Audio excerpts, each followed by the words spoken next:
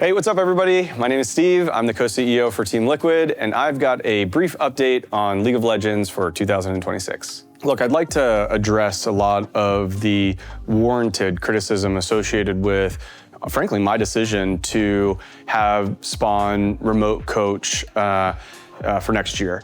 This isn't an easy decision, but it's one that I've made because I believe fully that Spawn has a capability, a set of skills that are at a far greater level of both experience and kind of just base stats than any other coach that I've worked with or have interviewed. And so because of that, getting Spawn even remote is better than the alternatives that are present at the time. That's why we're doing it, and I believe it will work. And it will work better this year in comparison to last year because of who we're bringing in as an assistant coach. I truly believe that. And I know that there are warranted criticisms associated with that. I could be wrong, but my judgment tells me that this is going to work for 2026. And we made some mistakes in how it was executed this year, but those are being resolved as we go into next year. So this offseason for Team Liquid has been very different than I think previous off seasons. I had always thought so highly, and I still do very highly of APA. You know, he's a rookie from the collegiate scene, you know, from Maryville University. It's kind of like the Willy Wonka golden ticket dream of playing in the LCS. And he just works so hard, and I wanted nothing but for him to be one of the top mid laners in the entire world. But things slipped, and we have to just stay true to what we're all about, and that is winning and putting together the best roster for 2026. And so we made a decision early that that would not include APA. And very similarly for Impact. I mean, Impact's been with the organization for so long and then came back. And I have a soft spot in my heart for him because I know he's genuinely such a good person. And his play during the year was some of the worst in his entire career.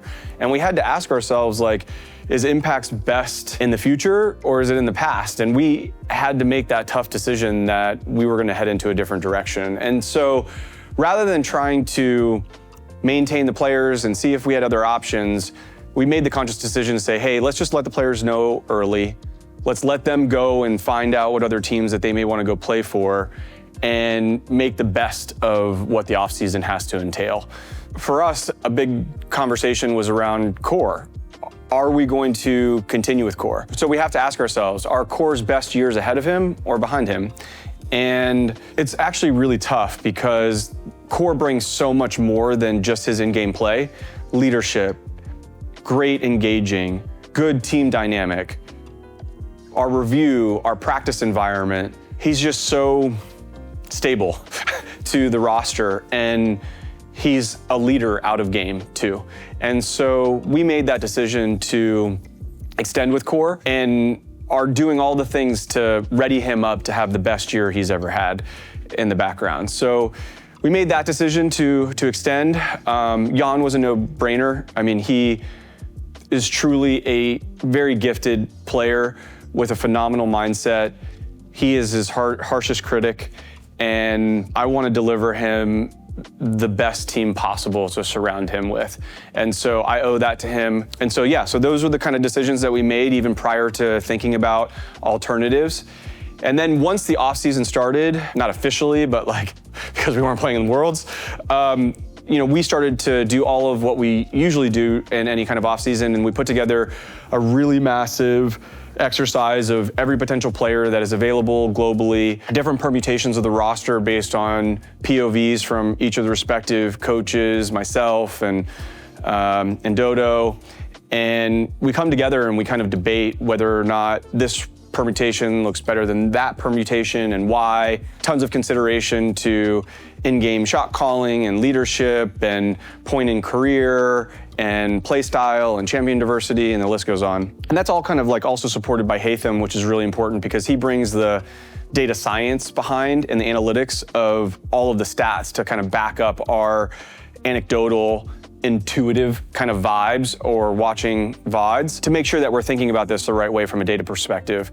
So that process kind of undertook for 2 to 3 weeks, and we came to conclusions associated with the majority of the roster. And I really hope those pan out. We'll be able to execute right at free agency. And so I'm excited about what is going to come for 2026. We are built to win as an organization, not just in League of Legends, but across so many different games. And that's what we're going to do in 2026. And we're going to stop at nothing in order to build the best team possible. In watching Inspired's performance at Worlds, I think it's undeniable that he is a phenomenal jungler. I mean, the way that he baits, his creativity, his ability to see things before they actually pan out, like prediction movement, prediction play movement, team fighting, he's absolutely insane. He's a really, really good player. He was not going to fit within the team dynamic that we were going to structure for 2026. And so we decided that that was not going to be the fit for the team.